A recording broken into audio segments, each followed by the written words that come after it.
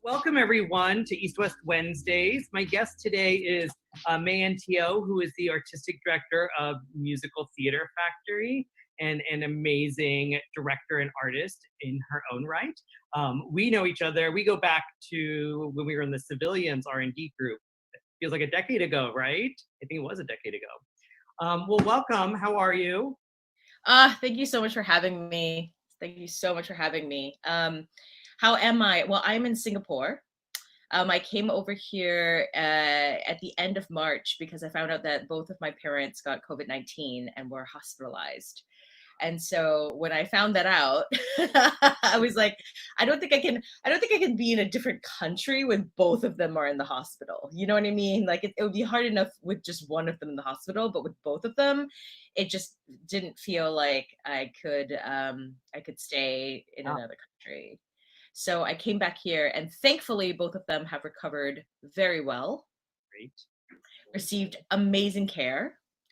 They wouldn't have gotten tests either in the US or UK for the symptoms they had. And here they were able to get really great care, and I'm really grateful that they're doing great.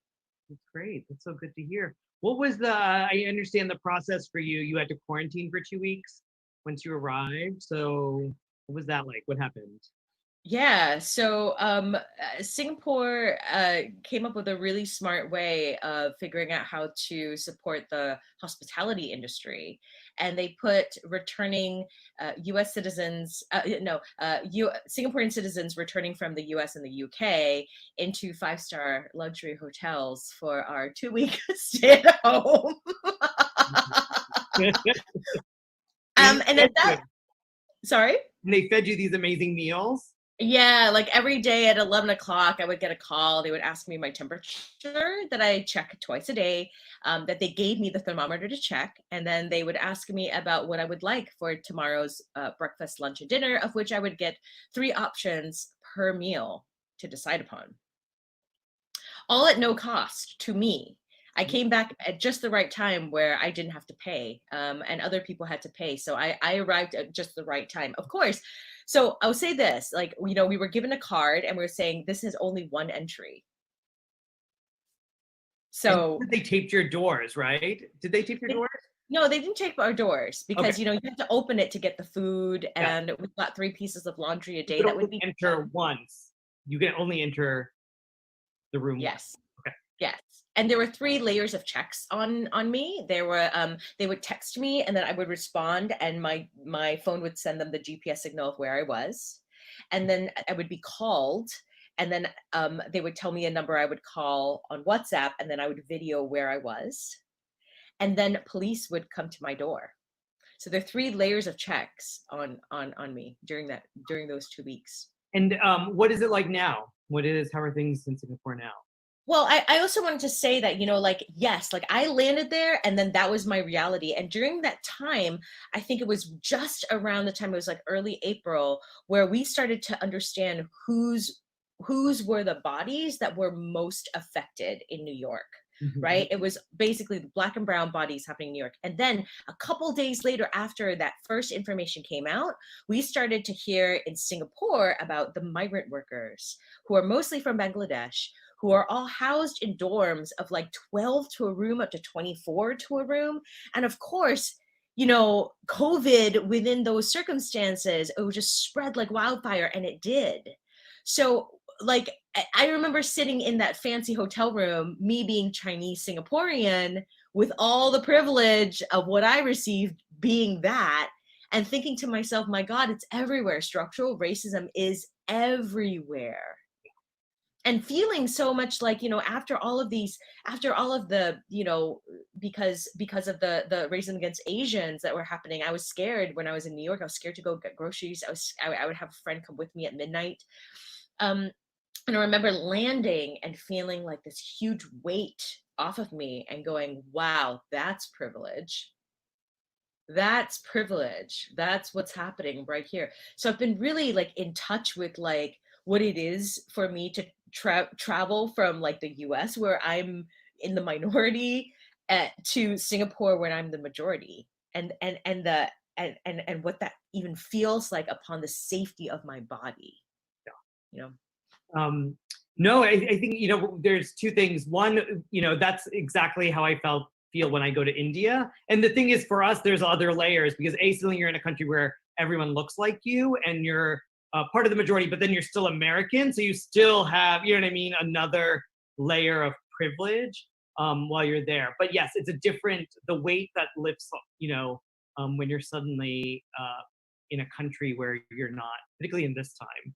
The minority is different. But what we were talking about a little bit earlier was about how the colonial structures have set all of this up, right? So all of many, whether it's U.S. or India or Singapore, like so many of these places are colonies or former colonies or colonized, and that's the structures that have been set up where there are different classes. And white supremacy is still exactly, very much exactly. And then that's above, yes, that's above that. So. And is that something, do you feel like the conversation is happening about that structural racism there? You know what I mean? Is it happening in the same way about how COVID is disproportionately affecting POCs in this country? It needs to happen more in terms of racism. I think it's basically talking about classism. So there's a lot of, because the Chinese are majority and they control more of the language that's happening, it doesn't really serve them to talk about racism as much. So, because I'm part of that as well. So yeah, I would say that the language is much more couched in like elitism and classism, and like, but and talking about the geopolitical structures. Yeah. I don't think it is as in the forefront as it needs to be. I think that there are a lot of amazing advocates that are talking about that. The independent press are talking about that. Right. But as in most places, no one likes to be racist. No one likes to deal with the inherent no one likes to be, yes, exactly. And do you feel like, what about the healthcare then for those migrant workers and folks like that once they come down with COVID? Is it universal healthcare? Are they getting proper treatment, or is it even that also you're seeing kind of inequity? I do think that it's really excellent how they have handled many of the things. And I think that it's because, not just because the government is incredibly efficient, but also because there's so many groups that are like saying, NGOs, nonprofits that are like, we have to deal with this, who have been working on this with the migrant workers for like years, who have been actually advocating them for years. So there are people who deeply know what's going on and how to support this, who are then also saying like, hey, we have to do that, who are not linked to the profit motive, which allows this kind of inequity to continue. So that is certainly the case. And I'll say this too, my father was away from home for 40 days. He was for 12 days in the hospital, and then he kept testing positive, even though he was completely asymptomatic. They put him in a community isolation facility, which was like it was a resort. He got to stay in a resort for like nearly 30 days. And one of his roommates that they put in there was was a migrant worker. And my dad, he's a Christian, and he talks about how interesting it was to be able to like house of a Muslim who is praying, 5 times a day and have these amazing conversations where he would never have had the opportunity to. So he really thinks about his time as like a beautiful time of being able to be in conversation with folks that he would never have had that kind of intimacy with.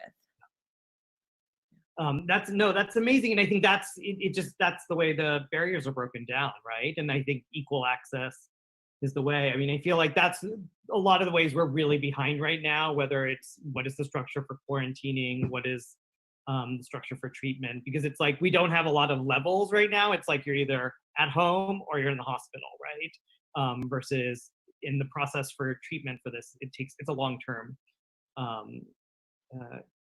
recovery process.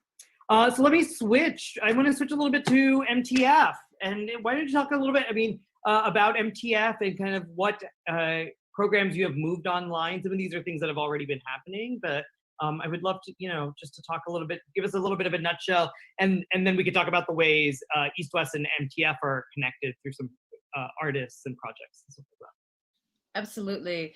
So yeah, so Musical Theater Factory, MTF, we develop new musicals, right? So we don't produce, but what we do is we try to create the collaborative environment where people can figure out how to move whatever they're doing forward in a lot of spaces that are held by dramaturgs, specifically Beehive. And I know Natasha is also on the call.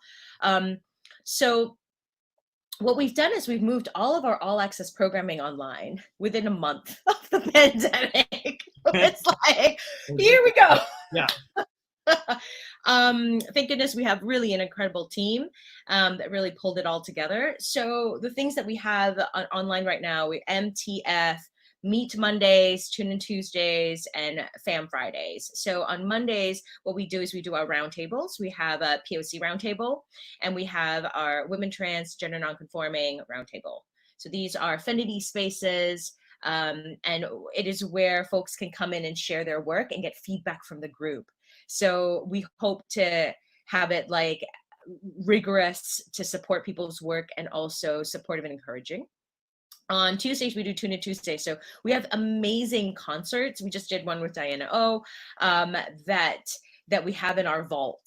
And so one of the things we decided to do is like, let's bring them back, because it's like so rare to be able to see the whole concert like full on again, and to like meet these new musicals and these incredible musical makers.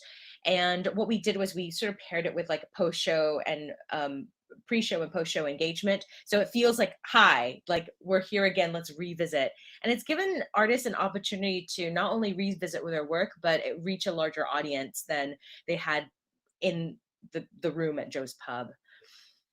So we've been doing those, and that's been really amazing. And then for Fam Fridays, we have done several different things. We've done salons, which are sort of an open mic, but in these times, we really do have like a sign up thing, and like you send in your stuff a little bit ahead, so that's a little bit smoother. But that's all access. Folks come through, and we've had incredible salon hosts like Rona Siddiqui, Heath Saunders, and next coming up is John Michael Lyle. So we've been doing those, and two more things have happened with Fam Fridays. One is a brand new initiative that's really exciting, that we got funded to explore technology and musical theater, specifically XR, which is sort of shorthand for augmented reality and virtual reality. And especially in this time, we think like, oh, like centering our artists of excellence who exist in underrepresented groups with tech. Come on, let's go now. Yeah. So I'm really excited about these things. And we had a working group where we had people come in and talk about what they're working on, all these kinds of really like innovative ideas of groundbreaking ways of thinking about musical theater. That's going to continue because of what we're working towards really exciting programming that ranges from like all access working groups into a really exciting hackathon that's going to come together. Hi, hackathon, woo. So that's one of the things that happened at Fam Fridays. And I'll say that we are also going to do and are about to do in this space of Fam Fridays, a co-conspirator working group. So how do we dismantle white supremacy in musical theater? Which, as you know, there's a lot of work to do. So much work.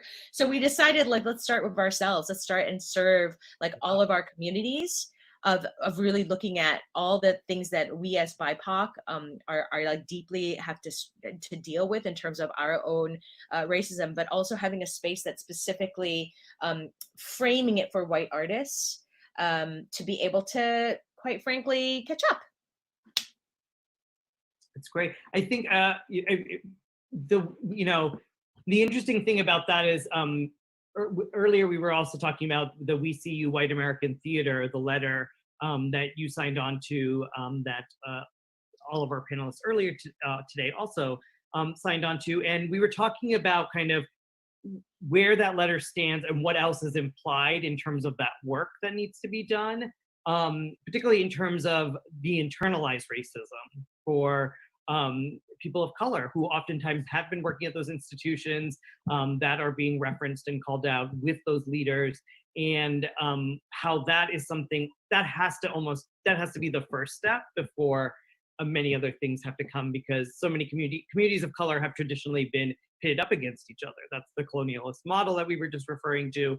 And so there needs to be a kind of a confrontation of that and the ways we're complicit in perpetuating these models. But yeah, what is your— Like 1,000%. I mean, I think, you know, I have to say that I had so many conflicting reactions when I read that. Right? Like, and I think it's inordinately important that it was written. And I thank the people who drafted that. And I thank the people who put that out there. It took incredible amounts of bravery and courage and the need to identify every one of those things that were written and to be able to sort of be able to say like what's there. So as I read it, I was like, oh my gosh, yes, that has happened to me. And then I thought, yes, that's happened to me in white institutions. That has also happened to me in the impact of people of color who did that to me in white institutions. And then I thought, have I done this? Mm-hmm. And as somebody who, you know, is like we're all trying to like make it in the field. We're all trying to figure out what that, you know, I'm also like learning how to be a gatekeeper. I had to ask myself, like, have I done this? Like, where am I complicit? And I could see that, like, I'm like, oh, wow, that's so baked in. I've done that too. And I think that ultimately, I think like it's a fantastic starting point. Like, yes, it needs to. And also, this is about people to people, as opposed to oppressive system versus collective liberation. Or how do we move from one to the next? And I think like that, I'm so excited for us to move into that as well, where it's like, yes, people and the identities, you know, I think about how, like, why is it that at MTF, we support folks in underrepresented groups? Why? Because those people who have experienced more different ways of oppression from these systems are going to be more practiced at liberation. That's actually part of survival. Mm-hmm. So in a way, yes, like people will be able to do that. It's all about whether or not we can hold ourselves to being able to like continually free ourselves from the capitalist systems at play, the neoliberal systems at play, so that we don't just perpetuate it again and again and again. Yeah. You know? I love that, the you know, practiced in liberation, because I mean it's the same at East West in terms of, you know, being a theater of color, the impetus of where we started, and then what it is about that make us these unique artists. Is that if you're a person of color, you're automatically an outsider oftentimes in this country, particularly in the US. And so you have that lens and that distance to watch from. But the other thing is then what happens is sometimes you don't notice when you've kind of been pushed in amongst everyone else. And what the compromises are to be pulled in, right? To be invited into the spaces where theater is produced in this country, to work with these artists. And what those compromises have been. So yeah, I think it's an interesting dialogue. And I think, you know, as you were talking, the funny thing is we're storytellers. And I think it's also, we have to reimagine these narratives going forward, which is what you're pushing, you know what I mean? That it has to be this liberation theology, but in some ways, the way for us to think about it might be through that lens, and what is that story? And then how do we get there? How do we move on it? But I think folks what that is, right? And the imagination to think beyond, right? Like I always quote Ursula Le Guin. She says, like, it feels like capitalism is inescapable, but so is the divine right of kings. Yes. Boom. Wow. So like what could that be? And I just want to say one more thing about this sort of people to people thing, as in like bad white people, good BIPOC. You know what I mean? Like, I just want to say a little bit, like, for me, like, the problem is process and understanding the inherent racism process. So, like, when someone gets ascended to power without process is what I have the most issue with in terms of a holding system. So, you know, we talk about Victory Gardens, we talk about even Playwrights Horizons, our host company, right? White ascension to leadership without process should be canceled. White leaders shouldn't be canceled. Yeah. I want everyone to be doing the work. I'm not interested in canceling, but I'm interested in canceling the systems that provide these sort of like going from the unpaid internship, talk about it, all the way up. I run a very small company of $177,000, though next year we're going to be increasing. We do not have a single unpaid intern. If we can figure out how to do that and continue to pay our staff through the pandemic and our artists through the pandemic, do you know what I mean? Like, I just want us all to do better in terms of figuring out how the whole system works and how to change that. And there's a lot of white institutions who are proud of the fact that their executive director was the unpaid intern. And I'm like, yes, but look at them and how I'm like, yes, and and I mean, it's exactly that. I mean, and then when you look at leadership, I don't, you know, maybe it's out there, but I can't name a person of color who kind of was just ascended into a position, you know what I mean, particularly at a major regional theater or anything like that, in the way that it's still happening. We saw it with Victory Gardens, we saw it at Steppenwolf, we saw it at Playwrights Horizon. And the interesting thing is, as artistic leaders, and you know, even at East West, we had a search, and being in the search, I was like, this is, you know, it's arduous and it's hard, but I'm so glad to be able to do that, because the other thing about going through that process is you learn, you have to articulate what your vision is. You have to really, you know what I mean? You have to really shape your thinking of what you want to do as the leader of that organization, as the helm, how you're going to move forward. And you're also just sharing that and making sure everyone's on board, right? If folks are not on board with that, then you're not the right choice, and they're not. So none of that's happening. None of those conversations then happen. And so then it's hard to implement massive changes usually. But it just, those are inequities that, are still occurring. And I completely agree with you. And we've also often talked about it's white ascension, and gender doesn't matter in those situations, right? Because whether you're, that still there's a privilege that people of color aren't experiencing that those white leaders are. So, you know, I think that gender stopped to matter after 2016. Interesting. For me, I'm like, oh, who got you in? Okay, all right.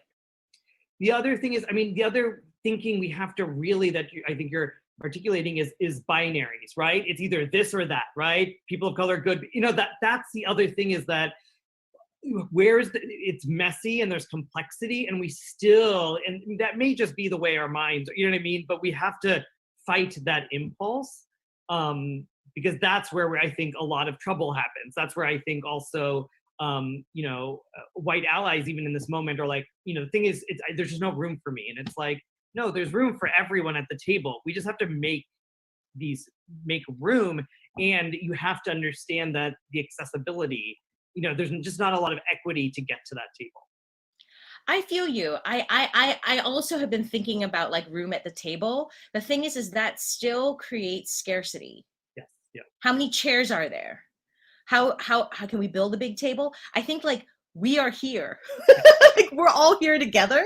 And so when I think about collective liberation, which is actually in like MTF's mission, right? Committed to dismantling oppressive ideologies toward collective liberation. When I think about what that means, it means that we are all here, and then how do we work together? Because we all breathe this air, whether or not it's toxic. And I really love like the notion of like, I forgot who said it, but like, we are all experiencing the same storm, but we're in different boats. Who was it said that? Somebody famous, right? Like, I think that's really astute. And then the same thing of like living under white supremacy, like as an East Asian, there's so much more proximity to whiteness that I experience than, for example, you, and, you know, a lot of our Black and Indigenous folks. So there's like all of the, and to me, it's not about I think we get into the trouble of the ranking, the oppression Olympics and all of that. And I keep thinking about how, okay, the world works like this. We are attuned to our own suffering and attuned to everyone else's privilege. Like we're like, oh, privilege, oh, suffering. Can you imagine how this work would actually function if we were attuned to our own privilege and other suffering? Just flip. What would that actually look like? What would that actually look like? You know? And we see white American theater, we see ourselves ableist theater. We see ourselves, you know what I mean? Theater that upholds Christendom or atheism or whatever. Like how can we actually do a full reflection upon all of these things that we are ensconced in? Yeah. It's great. When's your book coming out about all of this, man? You know, yeah, there's so many things now, and I know we have to wrap up, but I want to go back. Actually, you're spot on about the table and the scarcity model. What would be another metaphor or analogy? Because, you know, it's funny, I mentioned it, and then the thing I always talk about is that if you're not at the table, you're on the menu. So it's actually, you know what I mean? Like that's, you ever heard that? That's the reality. So that also someone famous that I did not, but that is what the quote I always remember, because that's the reality. So what is it? Let's, you know, like, yeah, let's find another way. I love this boats thing, right? Because we're kind of, but what would be another analogy or metaphor? How can we do it in a way that the scarcity model isn't at the center of it? That's a great question. I'm really thinking a lot about climate justice in this moment. Yeah. I'm thinking about the fact that I love no one more than a set designer. And I'm also thinking about the fact that all of us stopping and all of the ways in which we make, and the ways in which we provide something very exciting for someone to consume and buy a ticket of. I'm thinking about all of those things, and I'm thinking about the future of our planet, and I'm thinking of all of these things as so much more interrelated than our own experience of what we want. We want that table because we've always aspired to that table. We want it. I get it. I do too. And I'm deeply sitting with the fact that we have this earth that we are on. And we're all together on this earth. We are all together on this earth. And maybe that earth is also a table and we can talk into space exploration. Okay, fine, whatever. But in this moment, here we are. What are we taking care of? And how of the different layers of what we take care of each other and the interrelationships via race, via gender, via all of these things. We are also the caretakers of this earth, the spinning rock that we are on. And to me, we have to have a bigger vision of understanding our situation. Mm-hmm. We have to have a much bigger like understanding of that in order to even figure out the metaphor for what this is. Is it a room? Is it whatever? This is one earth that we're on. We are human beings. We're sentient beings. I'm going to not just say human race. I'm going to also include animals and living beings on this earth. And how are we thinking about sentient beings on a spinning rock? Like, I want us to be that like wide ranging in our imagination at this point for survival. Well, not even thriving, like survival. That's what this pandemic has, you know, made stark, is the interconnectedness, like the interconnectedness of not just humanity, but all of us as an ecosystem. You know, that there aren't barriers, there aren't boundaries, there aren't country lines, and there is no isolation also, right? Like you can't, it's this like go at it alone, my liberty, my freedom mentality. It doesn't work. It does. We're not in a void, right? You're a part of something much larger and bigger than you, that everything, you know, the butterfly effect, everything you do ripples out and has effects. And so how much are we paying attention to what we're giving off and then what is coming into us? Thank you. Thank you for bringing it back to interconnectedness.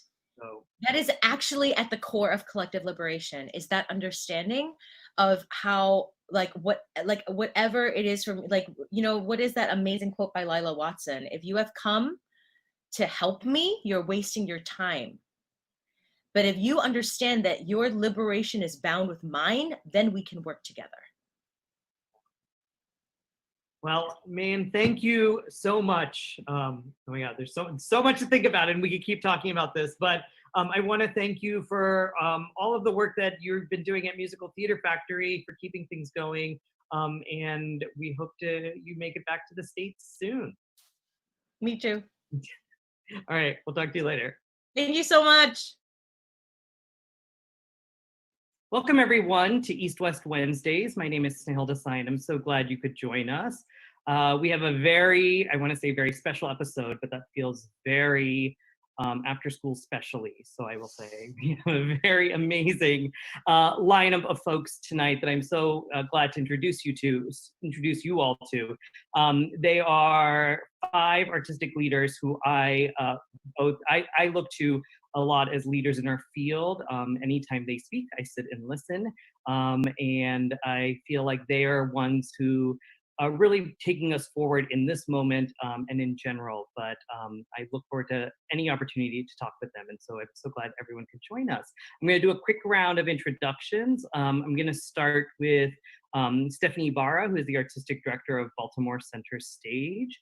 I'm gonna move on to Chay Yew, who many of you know. Writer-director Chay Yew, who used to be out here in LA and is the former artistic director of Victory Gardens and is en route from Chicago to New York. We have Madeline Sayet, who is the executive director of the Yale Indigenous Performing Arts Program, and Natasha Sinha, who is the director of artistic programs at the Signature Theater in New York City and co-founder of Beehive Dramaturgy Studio. So, I think we have a number of different things we're going to talk about. We've been using a lot of this. I've been using a lot of the burn it down, burn everything down. In terms of as we look at the field, as what's happening, but I really want to look at it the other way in terms of what happens if we light it all up, right? Like we light it a fire, light it ablaze in new ways as we think about both societal and systemic things that are changing very quickly, and as we also think about particularly the theater field, but the arts field. So when we talk about TV, we're in LA, TV and film, as well as theater. I want to first start with all of us on this call so far are signed onto a letter that is, it's We See You White American Theater, or We See You What, which was a letter that it's a core of artists started and then started to share out. That was a direct addressing of what the experience has both been like if you are a BIPOC performer, artist, leader in the community. And in some ways, a lot of folks have said a lot of different things. It puts the community on notice, it calls attention to what has happened, but a lot of it was a start of a conversation. So I would love to hear from all of you in terms of what made you sign on and where you hope things go from here, right? So it was a very I wouldn't say indicting, but I want to say it was a very stark letter in clear terms, very transparent, as to what it was saying. And now the question is, what goes on from here? What is the next thing? So why don't we start with Stephanie? I'm going to start with you and the folks chime in. Well, signing the letter for me was a no-brainer.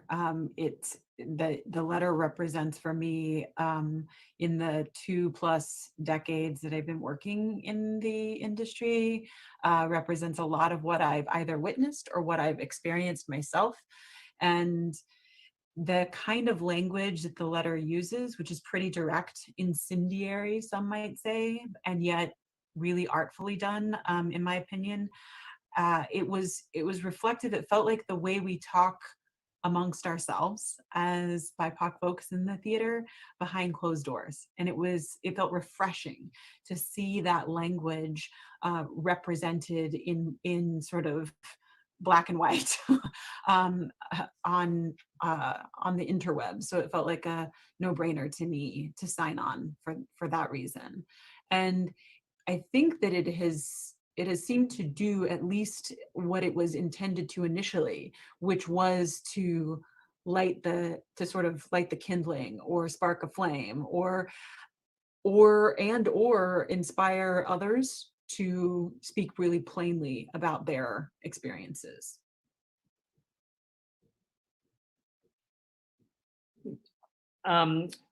Anyone else who signed on, in terms of what was your initial reaction in the letter as it was being crafted and those initial dialogues? And now since then, I think one of the things we have seen is, as Stephanie mentioned, it went viral very quickly. There's been a number of articles. There have been tens of thousands of folks who have viewed the webpage and the letter. Many more artists have signed on.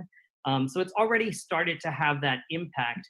And so, you know, it's a question now of how are we going to follow that up? What does that look like? I think for me, I mean, I was just really grateful that the letter existed, to be honest, to have something like that to be a part of, but also I was just really grateful for what it did in terms of creating a community of accountability. I mean, I haven't been in the industry that long, really, just mathematically, because I'm not as old as I'd like to pretend I am. But there are theater artists, native theater artists, who are only a few years younger than me, who I still see, you know, receiving the same kind of treatment in institutions. And what it did is it's giving all of us the opportunity to actually say those things when they're happening or that have happened, instead of this very long history of, if you say anything publicly, we say things amongst ourselves, or we warn each other about institutions, but if we say things publicly, that those institutions cannot be in any way called to account. And so, so it was just really, I just felt really grateful that it was able to allow a voice to certain things and a naming to certain things that I think calls a sort of accountability for the future, in terms of like, no, like, we see this, and therefore, like, we will name this from now on. Like, it's no longer, we will no longer be silent about any of these things when they're happening. And I felt like because there were so many of us on it, it gave a lot of power to being together in that, and knowing that, like, okay, if I see this, these are all people where if I say this to them, like, they will be with me, and I don't have to be afraid, and I don't have to be silenced. And so, yeah, so that's the very inarticulate version of sort of like my immediate response to the letter. I do personally think that all the white institutions who are racist signing on to it as a petition is very problematic, because they're not necessarily going to change, but they want to be in conversation with it. And I'm not sure what the next steps for that sort of action are. Yeah, I think that was, that's the question for me also, is kind of like, these theaters that are signing on still are, you know, extremely large organizations, hundreds of staff members, but the top 6 to 8 people are still white. You know what I mean? And there's a lot of talk, but what is actually going to, you know, we know that the structures at the top kind of have to change. Who is in the dialogue in the room has to change what that looks like. And so I think that's the next question. But we definitely are in a moment where, you know, we've seen a lot of these solidarity statements, and they're just not enough, and they don't mean much in this moment. I think that we are now holding folks to action plans or something else. I think it's interesting. Chay, speaking of accountability, so you recently left Victory Gardens Theater. You're the outgoing artistic director, and the theater named a successive plan without really going through a search. And there was quite of a uprising from particularly the artistic community that calls Victory Gardens home. I wonder if you want to, you know, and that, I think, as I understand it, you were also faced with a little bit of that when you came in. At the same time in Chicago, Steppenwolf Theater also had a major transition, and they appointed a successor without a search, as far as I understand it. So yeah, I'm wondering if you can speak to whether it's a circumstance of this moment, that you know, that the board spoke up, and there's been a lot of change since then. Yeah, I can't speak for Steppenwolf because I think each theater is very different depending on this mission. But since I can speak for Victory Gardens, because the mission basically implies and states that we are a home for everyone. And it's a fundamental value, even the board and the staff agreed to, which is accessibility, transparency, and equity. So when there was a succession going on instead of a search, I think everyone who came to the theater, from audience to the people who work at the theater, felt that we weren't honoring the mission of the theater, the values that we espouse to. So they called the theater to task. So I think throughout the process, you have seen the artists slowly leaving. You've seen the community very upset, trying to ask for accountability. And this also probably happened right before the protest, which is kind of interesting to see how we align the protest with what's happening in the country at the moment in terms of representation and equity. And I think what's really interesting about Victory Gardens too is, in the end, the people wanted the theater back. It is their theater. And I think we're all custodians running the theater. And I think it's another separate conversation too about what artistic directorship is. And I've articulated that is, for me, it is service. For some, it's complicated because it's a job. And our field particularly do not support artists. So I can only imagine why people hold on to those positions for a long time, 20, 30, in some cases 50 years. It's because there's no place for them to go. So I think when we look at ultimately American theater and leadership, we have to look at it holistically as well as internally. That's all I can say about Victory Gardens. And I hope that it's an example and it's inspiring to people that theater belongs to you. I think what is, sadder, which it didn't occur, which I'm thankful for, is if the transition happened, no one spoke up, no one came, and it became a thing. And I have to say, without the protests and without the pandemic, this would not have occurred. Neither would We See You. The pandemic itself is an act of God. It's almost like a Greek play. It gave us a moment to pause. And not only that, if we had work, we'd have gone back to work and not thought about protesting, marching, or organizing. I think this is a wonderful moment for us to reset or rebuild. This is the disruption we've all been talking about, and the work has been done for us. So Natasha, the interesting thing is we still live in a field where New York theaters have a very oversized presence, right? So the plays that are produced that are produced by Manhattan Theater Club or Second Stage or Lincoln Center or Signature often are the ones that then trickle out regionally to the rest of the country and are seen. And the thing is, when I think about the New York leadership, there's not a lot of diversity. It's still primarily, it is actually particularly the largest theaters in New York are led by white leaders, right? Whether you think about the Public or Lincoln Center or Signature or New York Theater Workshop. You are one of the few, I would say, leaders of color who have been able to kind of move up to a pretty high level, but none of us have still yet been able to be at the helm of any of those. So I would love for you to talk about what are your thoughts on that? What has the experience been like? What is it going to take for change to happen at these institutions? And as Chay said, there's, what's interesting is we say that, but then when I look at Britain, right, I look at England, I look at European models, those leaders generously step aside and they figure out next steps in their own career, and whether there's a path or not. But we don't seem to have that here. Yeah, for me, it made me restless in not having more spaces to work in and more to do. And so it's led me to sort of dream up new initiatives and new programs outside of the spaces that I'm working in, right? I loved working at LCT3 because I was part of programming those plays and I was part of developing them in dramaturgy. That was what I want to do with early career playwrights, right? That's kind of my thing. Then coming to Signature, I'm building some new programs that are meant to do sort of a similar thing, but in a much more holistic way. Sort of like the step beyond off-Broadway theaters having a third space to put new playwrights in who are usually folks of color, and then having much fewer resources and very little actually like artistic support to make it into the best version of itself.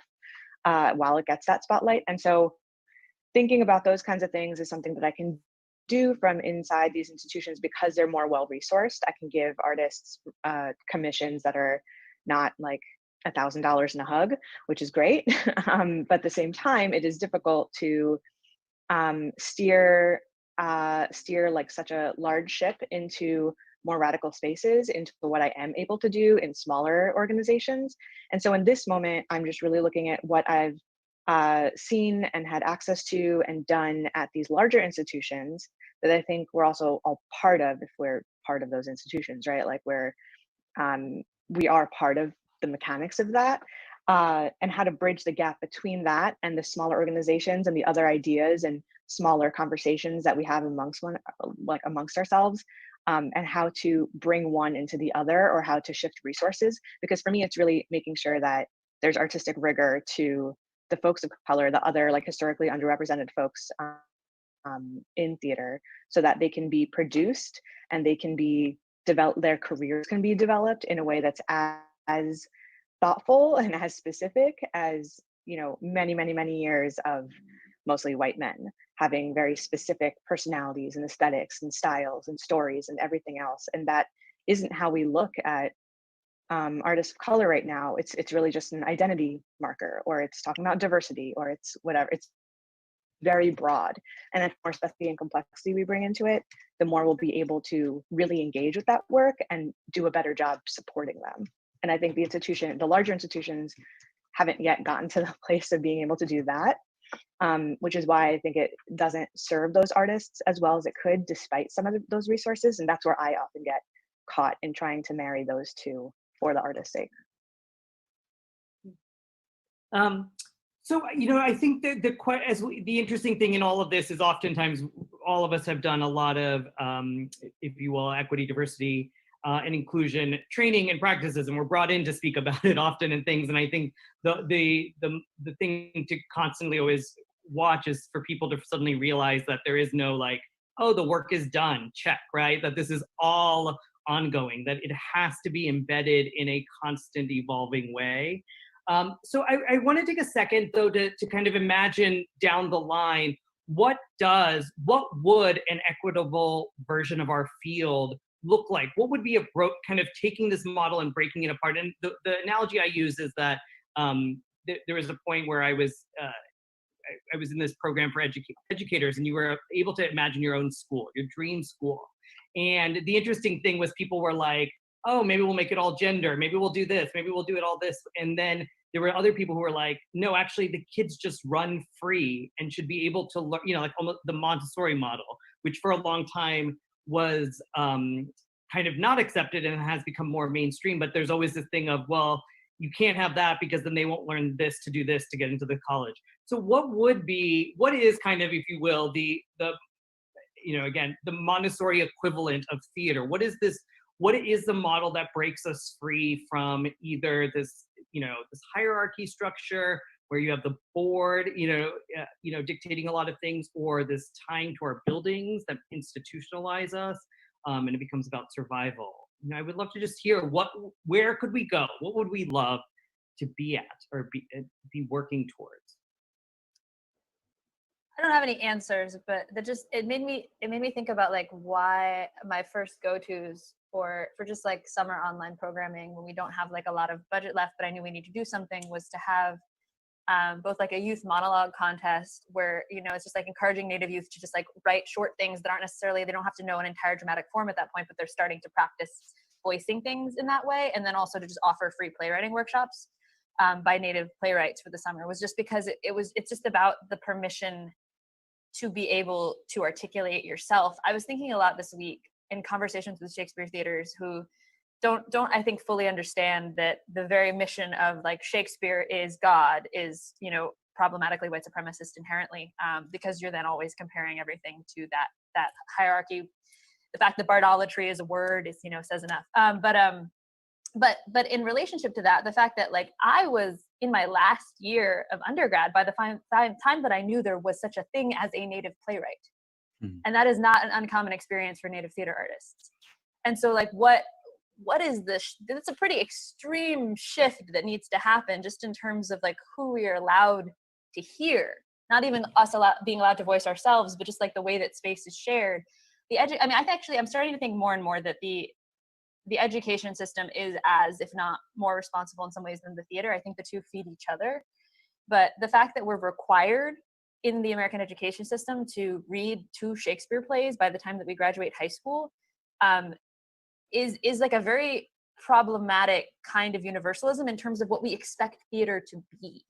I'm not saying like, get rid of him, he sucks. Like, obviously the guy's written some good stuff, but like, you know, like in terms of what we expect theater to be, that means that's going to be whether or not, that's how we define our relationship to theater as for a lot of folks for like the rest of our lives. And so at what point do we start actually creating the space for people to be telling their own stories is what I'm really interested in right now. And knowing that like, it doesn't have to be that just about what we're producing. It's also about like what we're encouraging people to produce in their own homes and for themselves. And I thought that's what's really interesting about Play at Home too, because like this idea that like, okay, if we're not gathering, like what are people doing to just sort of like play at home, and how is that equally valid?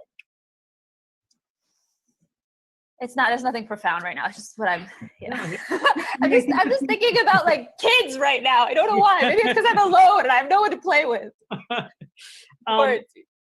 Yeah, the interesting things about is what has happened is in terms of accessibility of theater in this pandemic, right? So accessibility for artists. So in terms of who they can reach and who, you know, and have access to, and then access to seeing work at these amazing institutions and connecting with. So I think that access, you know, barrier, because what's interesting about theater is it's a local art form, right? Like we are based on a specific community and we are there. But it's become nationalized in this moment, as has technology done that. So it's a question of how that continues. And then, you know, I think what you're saying about Shakespeare is that, you know, we talk about theater, depending on the culture you come from, tends to be a text-based form of art, right? So, but when we talk about it in Eastern cultures, it's actually more movement and physical based and dance based oftentimes. And so then when you hold Shakespeare as the standard, you're also holding the language, right? English is, you know, proper expression in English is the highest form of expression. And so there's this whole other thing that's tied to it in terms of language and what kind of is the predominant language. And what that means. So, and in the case of America, I just would add that also that, you know, like the Indian boarding school system actively stole children, beat them for speaking their language, and taught them Shakespeare. So it was, you know, it's like knowing that, like, and I don't actually hate the plays.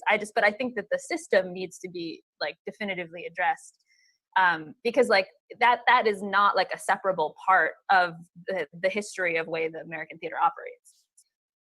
I think that's a really, I was just thinking, Snehal, about the invitation to imagine what comes next.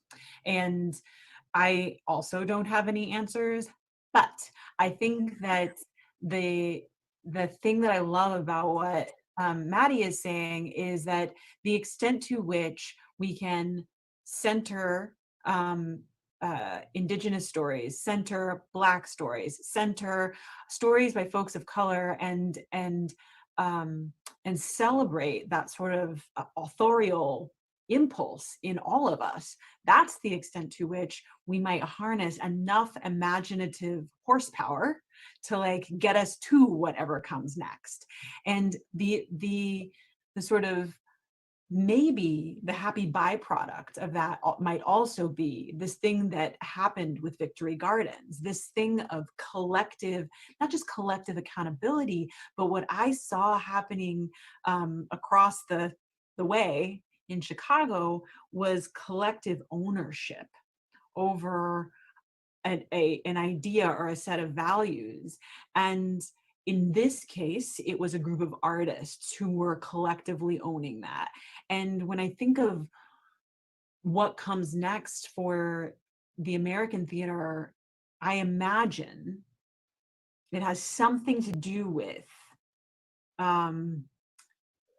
more and more and more and more and more people feeling a piece of ownership of each of our institutions, that it is that we have enough activity happening in any given organization that is inside of its community that would invite enough people from within the community to be participating enough to feel a stake in it, such that if something went awry, that protests would be happening outside of the building, that people would be calling for the resignation of the leader because that or the board or whomever.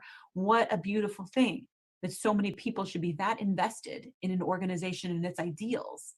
I think that that's like no answers, but that's my impulse for the general direction, is centering voices who have been decentered for centuries, millennia actually, and also decentralizing power and ownership over the experience of our stories and our organizations.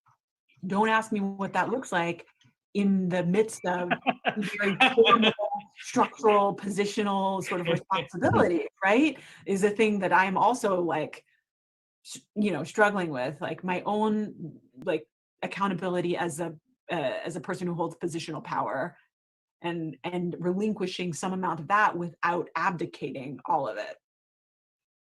Yeah, piggyback on Stephanie's words, I think the most important thing for me is, you know, who does the theater belong to? And I think the question becomes actually physical. Where's the theater? And if the theater is in a city, then who are the people that live in the city? And if the city, if you break it down, I mean, Chicago is basically 51% people of color, 49% white. So then you look at the amount of theaters and programming. Is your programming reflecting the community? That's the problem. And I think when we get into spaces where we are not represented, our stories are not being told, we move away. And I think what is problematic too, and we need to hold accountability to the funders, including the NEA. These are taxpayers' money. So the 51% of the population in Chicago who paid money, who gave taxes to nonprofit organizations, are they being represented? It comes from top down. And I think in the end, when people feel at home in any space, and you know this because we all are in theaters, there is a value in which they get by being in that space, and also a home. Their stories are being told. And the joy of this American citizenship is actually, I may not understand completely what other communities are undergoing, but they are part of my American history. So we have an opportunity here to learn what does it mean to be an American citizen. To what basically Maddie said, it begins from school. And I think that's our responsibility. And I think right now, this is it's a time for us to actually figure out how to reset that button. And also to what Snehal says, the question of structure is interesting too, because I think we've been always bitching about the theater structure has never worked. This is an opportunity for us to redefine it, and it's scary. Because if we don't find ways to redefine it or ask for certain demands, when the pandemic is over, we're going to revert back to the same system, because there's no way to break out of the system. And the system gives power to select few. So I've been thinking, just a side thing with some friends, you know, is it possible that leadership could look like a cabinet of 5 people? Because an artistic leader can't handle a lot of things, and neither can the managing director. So what does it look like? And I think it could be very intrinsic to any theater, depending on how they want to shape that structure. I think it's also just about shifting how we assign value to work, and also to processes and to our priorities. Because for me, it feels like multiplicity and community are like the things that I am always trying to lead with, because bringing more artists of color into these programming slots, and allowing them to tell their stories feels so funny to me, because there's so many others as well. Like, doing one play by a Black playwright doesn't mean that you've told every story from that community. Each of these umbrellas is so rich and varied already. But when our reference point is, you know, living room plays by white playwrights about a family and there's a dead baby, and like I know a million plays that fall under that category, that suddenly becomes like, that is what theater is. Shakespeare is what theater is. And I think the more we know about multiple kinds of plays and playwrights and storytelling approaches in every other community, which means abundance rather than fear, or rather than like a quota or anything like that, then we get to imagine forward, and we get to push through the defaults and the industry practices that are just holding us back in so many ways. Because following new ways of thinking, you know, it may not be comfortable because they're not the standard, they're not what has precedent. We don't know necessarily how to move forward, and it's a mystery. And like there will be, you know, growing pains and things that we need to learn from. And I think that can be scary to not do everything exactly right in a culture and in a country where failure is seen as this like a horrible thing versus something to learn through and something to grow from.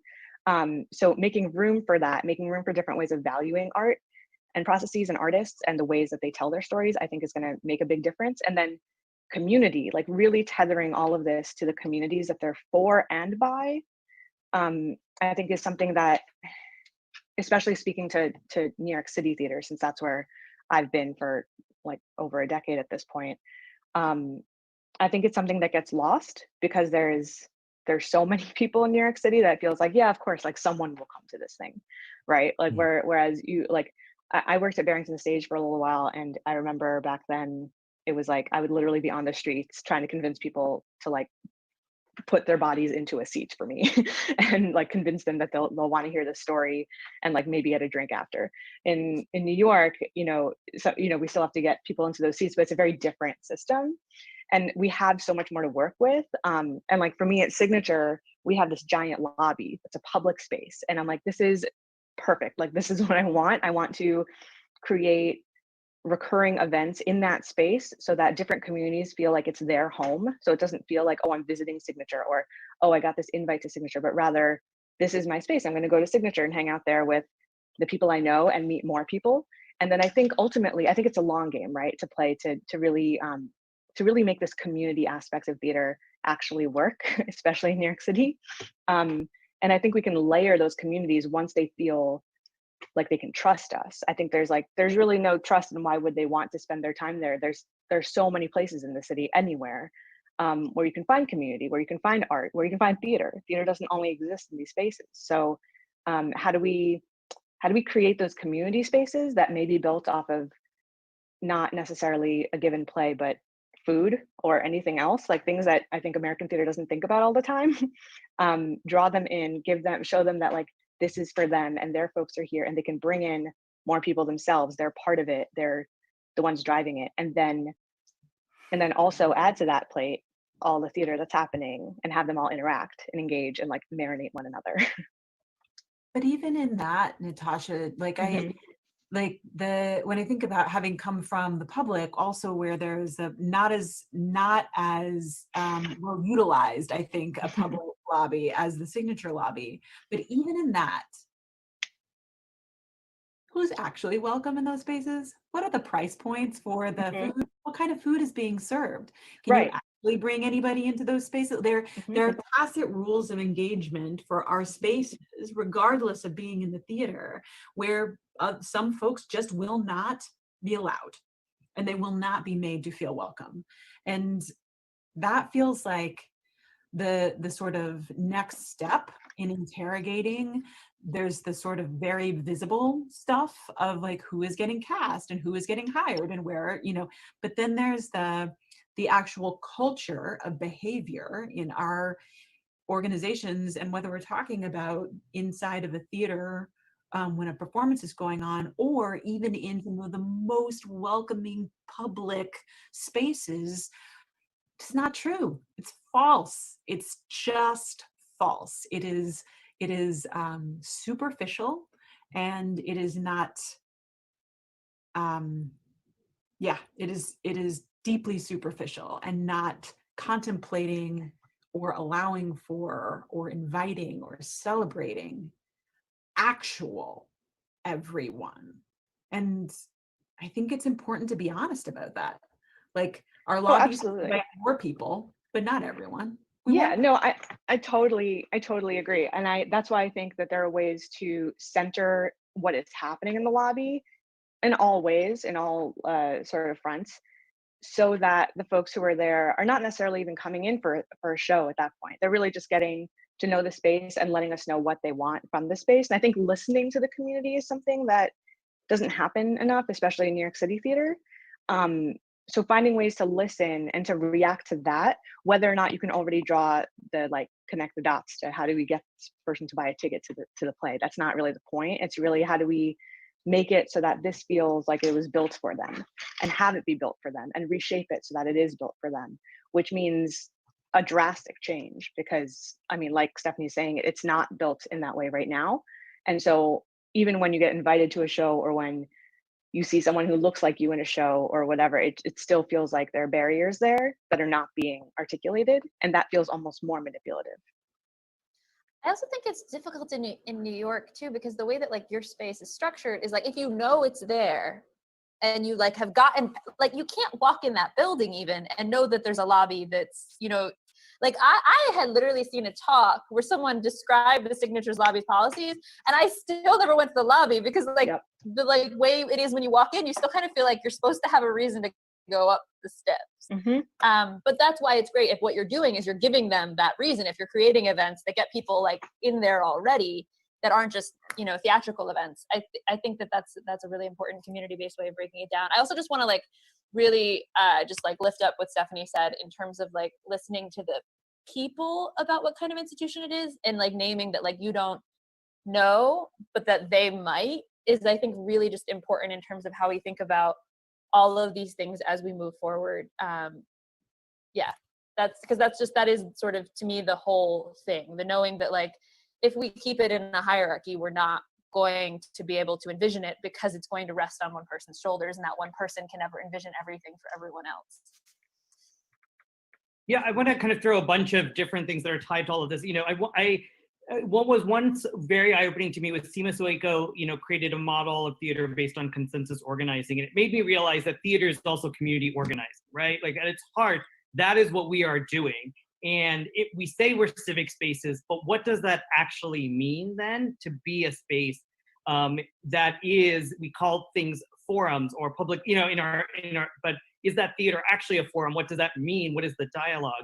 And then I keep thinking about what are the ways our communities gather, right? And so it's so interesting about the food thing, because it's true. It doesn't just mean allowing people to bring food in, because so much of it is you can't bring food in.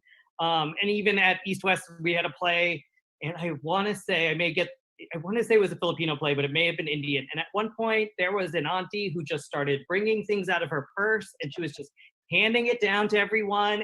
And it was like, there was like pancit and samosa, and we were like, and it smelled great. And then we were like, there are going to be ants, and there are going to be rats, and things are going to come, and we have to tell. And I was just like, wait, why can't we have people bring whatever food they want out of their purse, or whatever bag they came in with, and eat it, versus having these. And then it goes to really this thing that all of you have hit on, is space, is actual physical space. And we're in this time where space is going to be challenged because of this pandemic, right? We're talking about space being completely reorganized to gather folks.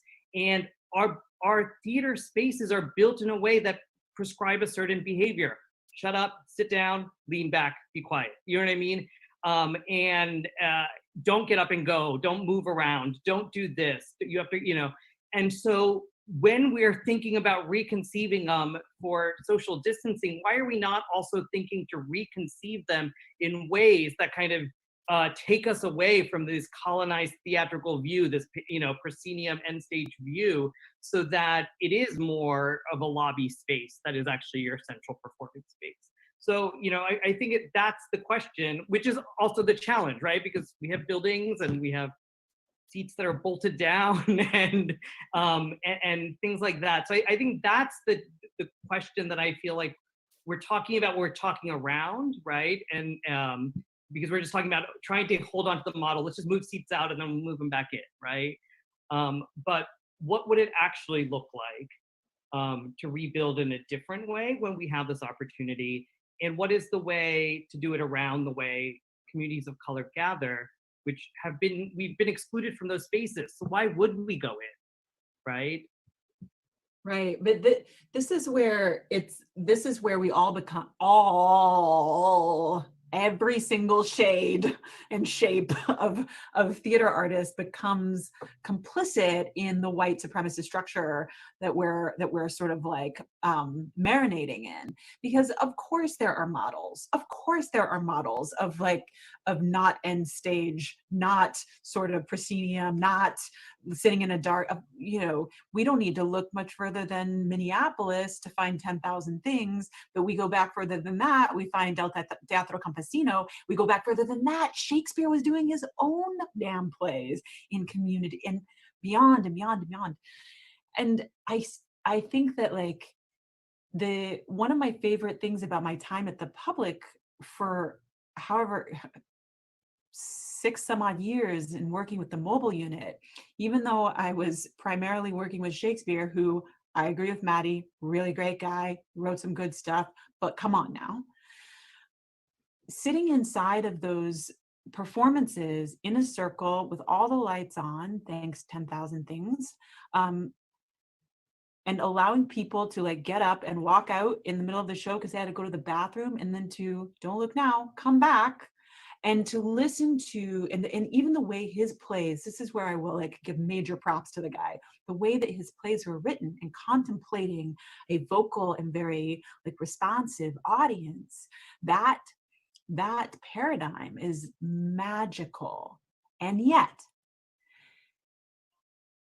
getting artists like actors to shed the to develop the muscle around play inside of a play, inviting artists to not sit within the creature comforts of air-conditioned dressing rooms and. So you gotta wonder, like, once you imagine outside of the confines of these buildings, which were built to make everybody so comfortable, then we're talking about also beyond the producers and whatnot, we actually need artists like actors, performers, designers, directors to be able to step into those spaces and embrace them as well. And it is not like my experience in New York was that was not a thing that many actors wanted to do. They wanted their dressing rooms inside of their theaters. They wanted the audience to be quiet. They wanted the audience to shut up and sit in the dark. So I say all of that to say, because I haven't had that particular rant in about 18 months or so, but all that is to say, it just brings up again how incredibly pervasive our sort of white supremacist systems are, and that we all hold pretty close to them.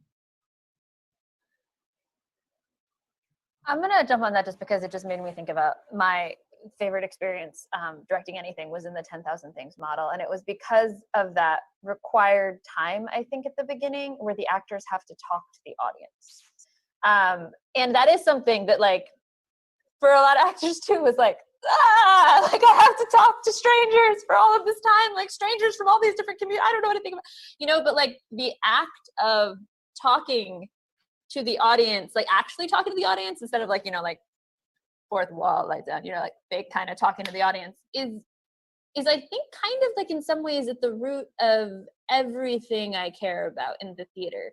I mean, like, you know, like traditional storytelling, the story is a collaboration between like the storyteller, the story characters, and the story listeners. Like the story listeners are bringing half of the story with them because whatever their lived experience is that is being brought to the story is what is making it full, is what is making it happen.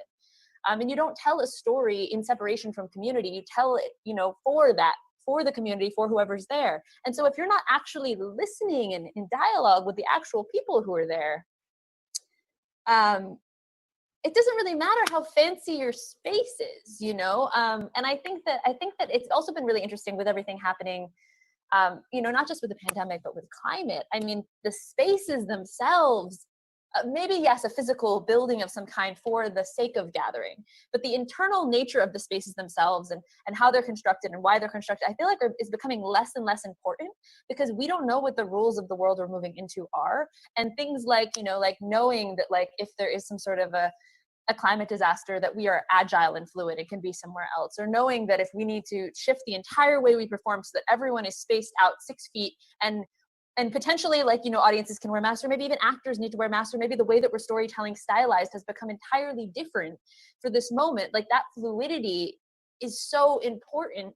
And it's so important that the fluidity be in dialogue with community and with the moment. And by getting stuck in these structures that aren't based in anything than sort of the white supremacist structure that we've been handed fairly recently, you know, we're just getting ourselves stuck in like a very, I feel like, unhelpful space.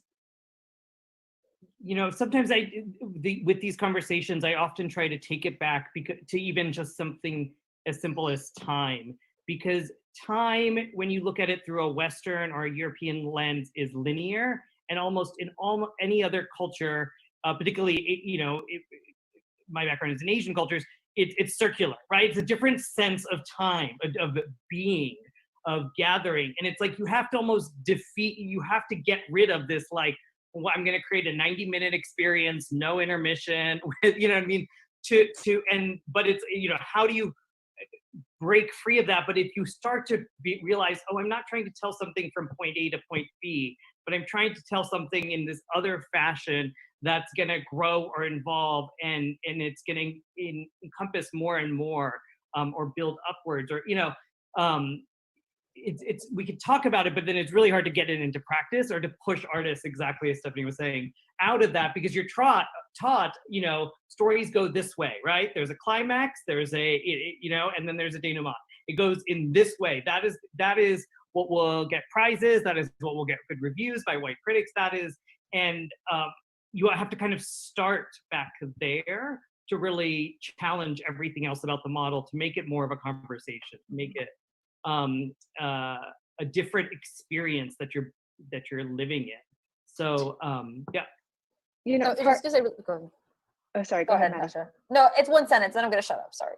I was just going to say, or even if you're dealing with linear time, the fact that you're thinking about such a short amount of linear time, instead of, like, if you're actually thinking about 7 generations into the future, you would never build 99% of these theaters. I love that. No, I love that. Yeah. No, I love that. That just makes me think of how I wanted to go to school for dramaturgy. I wanted to grad school for dramaturgy back when I like started in theater. But then I first like couldn't figure out money and moving and blah blah blah. But also I was like, I don't know if I want to go back into like, this is how you create a story for like Western like I already felt so steeped in that just by being in the theater world at that time, when there was like very little talk even of just like the diversity stuff we have now. So I like was afraid of going into a learning space because I thought I would be overwhelmed by that like very narrow lens. And it's what sort of moved me into, you know, being a dramaturg for new plays and new musicals that are just sort of trying to seek their own sense of logic and storytelling, so that you're just rigorously figuring out how to develop a story, but not according to, you know, the usual sort of methods and approaches and reference points and things like that, because those are possibly not the metrics by which this particular piece is meant to exist. And I think similarly, the spaces are created in ways that also, like, everything is just built around the same reference points and like default assumptions that are made in theater. And that's why we just keep getting trapped into the same corners. And it's not even to say personally, I don't even think like necessarily there's no good theater to be made in those models again. I just wish it were way more varied, the kinds of theater that can be made, the kinds of storytelling that can happen. And in order to do that, like for me, dramaturgically, to make a lot of that happen, that was kind of how I found my way to being a producer, because I was like, oh, I want to bend the processes though, in order to like enable what is found dramaturgically. And like originally I just figured I would be like a lit person, and because I love reading and you know, just articulating my feelings about plays and where it lands in the landscape, all of that. But then I realized I felt, because of the way that I felt about it specifically, I felt trapped by that because it was never bleeding into how the show was actually created. And so it always hit a dead end. And then there were just apparently no solutions or answers to actually get the artist what they need to best tell their story. And then they're not best telling their story, so then they're also seen as like failing at the thing that they're trying to do, or like that's a worse play, or, you know, bad reviews, or all of those kinds of things, which really you have to look behind all of that to see how much is corrupted in order to put the playwright, put the generative artist, put whoever in that position and have them bear the brunt of all of that, which is so unfair. I really appreciate that, Natasha, and just pointing out the ways that even before a script goes, before a play goes into rehearsal, before it gets programmed, the number of like well-intentioned hands that touch it and pretzel it into something that it may not have ever wanted to be to begin with. And the idea of being open to finding the stories, whatever story we're talking about, the internal logic, whatever that world wants to be, and meeting it there and understand, and the idea of like, oh, I will now understand the story instead of trying to craft it to make it easier for, I really appreciate that. That feels like step number one in decolonizing dramaturgy. And also knowing that it's not easy or quick. I think sometimes also folks assume that if it's the right thing, it's gonna lock right into place. And I'm like, everything is built against this, so no, it won't. But I mean, if the piece is really great, especially, it's so fulfilling at the end. And like by the time you're moving through the process with that artist, it feels more like it's aligned with what that artist, who hopefully you really believe in, is trying to create, and that has actually been fully realized rather than realized in a way that is not meant for them. I often think about when we often get called for plays when they're doing Asian plays, because as soon as someone's doing an Asian play, the marketing, right? For marketing departments, it's like, we have to target to this community, so we'll call it East West, or we have to go to this community. So, and the first question I ask is, please tell me something else about this work besides it being Asian or Black, right? Or Indigenous or Latino.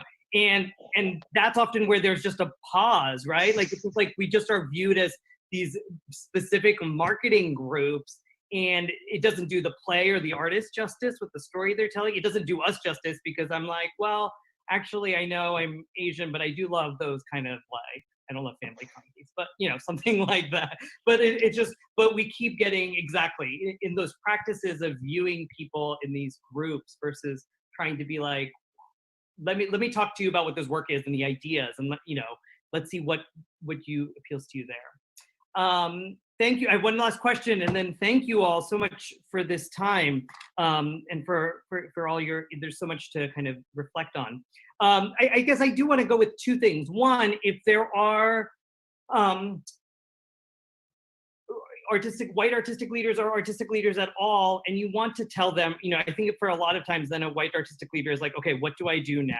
How can I change, right? If I want to make my space inclusive, what would be something I could do?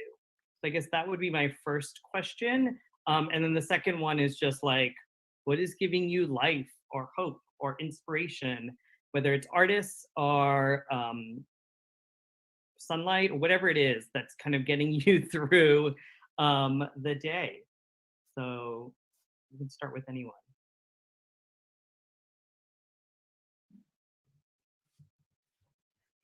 I would say for my white artistic director colleagues who are wondering how to proceed, I would say Google it. But in earnest, think about how much time did you invest in studying your craft, whatever that craft is. Take that rigor and intention and discipline and apply it to Google it, anti-racism, decolonization, unearthing anti-Blackness, understanding white supremacy. Apply the same kind of rigor to that investigation as you have for the decades that you've been developing your craft. And I think that will inevitably yield some pathways. The thing that's giving me life is that I have planter boxes outside my window for lavender and basil, and they're growing like a lot. And I wake up every morning and I look at them and water them, and I feel like it's the miracle of, it's not a miracle, it's just science, but to me it's a miracle because I'm keeping plants alive. Great.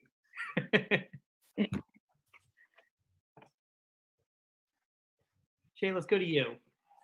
I agree with Stephanie, but I'll go one step further and say sometimes even though there's Google available, they will not know how to use it. So the thing is, are you serious? Are you wasting my time? Or is this just a trend that you're just trying to figure out? Because if it's a commitment, then we have to go in. And that's basically from the top all the way down. What is sharing power? How does a theater that seeks to be equitable look like? And it's going to be a strong, big commitment. The way that I think I pulled my theater through when I first started. It's not easy. A lot of people I remember doing it in Chicago and people were like, this thing's not going to work out. And sure enough, the first season, 50% of my subscribers left the theater, but my board held fast and believed that the theater could be something. And we went through that journey. So the thing is, it's not going to be easy and it's not a quick fix. It's a commitment. It's a marriage. So you're going to hang in there and be part of this, do it. And what gives me joy is actually this very moment, because I think that's great change. And the joy is actually the young people. I hate to sound like I'm old, but the young people, this generation is full of ambition, fire, and change. And I know they will succeed. So we have to do whatever we can to support them, because the theater will never belong to us. It will belong to them and their great-grandchildren. I think building off of what Chay and Stephanie are both saying, I'm not really sure what I guess I get asked this a lot, and I'll help and support when I feel like I want to, and when I feel like the artist will benefit from it in some way.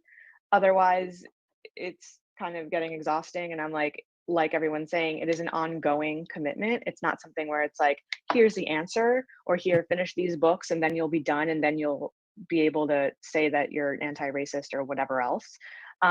It's more like, are you committing to do this in your own time? Because it's not just you as a theater person, it's you as a person. You have to bring that into the theater of it all.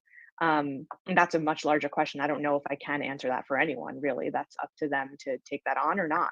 And I think all of us in this room have been doing that. So it's like, I think that's why I just don't know how to sort of direct anyone into doing that. It's more something that has to come from within. And there are plenty of lists and resource lists and things like that out there to start from. So yeah, and then for me, giving me hope, I miss just making theater, talking about theater with artists and like developing stuff, knowing that it might actually get produced.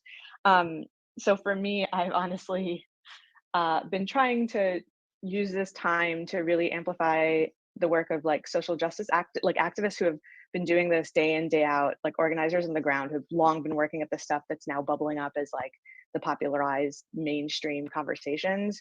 So I'm like coordinating phone banking parties, and just seeing hundreds of theater people come out who are also restless is nice, because I'm like, oh, okay, maybe this is the thing we can do during this pause also, is like help fix this very broken country so that when we come back, a lot of theater's problems stem from that too. It's all just systemic, right? So it's like there are problems, there are things that I'm trying to push through, like healthcare for artists and things like that, that I'm like, this maybe wouldn't even have to be something that I had to do through theater if the country actually were in the right direction.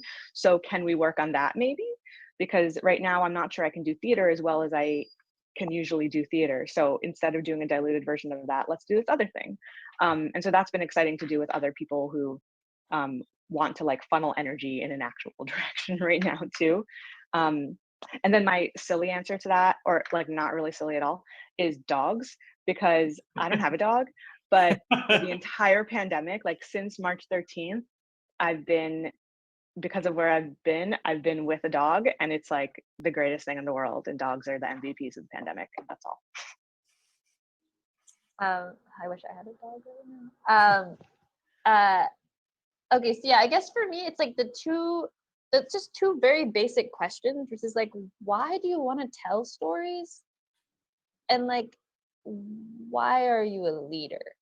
And I feel like, because I feel like there are a lot of different answers to both of those questions. And sometimes we pretend like there's some sort of commonality between them. But actually, like lots of people in our industry are telling stories for very different reasons. And lots of people became leaders for potentially what I would consider not reasons that don't actually help them lead. Like because they're good at fundraising, because they're all of these attributes that don't actually necessarily lead to a good leader if you're trying to create the kind of organization that would have any sort of a consensus building decision-making model. Those aren't actually the skill sets that they have. And so if they became a leader for those reasons, then there's a really deep dialogue that has to happen if they're going to change that model, if they'd even be able to do it, or if they even want to do it. Because I actually think that a lot of my work, I spend a lot of my time thinking about sort of the language of place, and because a lot of my work is around indigenization and decolonization from that framework, why do we tell stories? I mean, traditionally, like we told stories not just to bring community together, but our community building and our politics and our healing and our all of that was interconnected. And so story medicine was a big part of sort of like how people were healed, whether that's from physical health or mental health, or so you wouldn't just tell a story if it didn't mean anything or if it didn't do anything positive. You would know that if you just told a random story that was like horribly offensive, you would just be creating harm. You wouldn't just throw it out there and be like, oh, it's art. You wouldn't do that. And so just really like why you're telling the stories that you're telling. Are they actually doing the things that you actually want to be contributing to society? And why are you a leader? Because maybe there are some people who shouldn't be leaders anymore, not because like I am like a hater of like certain systems, but because like if the theater wants to be something else, are you actually the best person to be guiding it? Is there some other role you could have within the institutional framework that is more helpful? And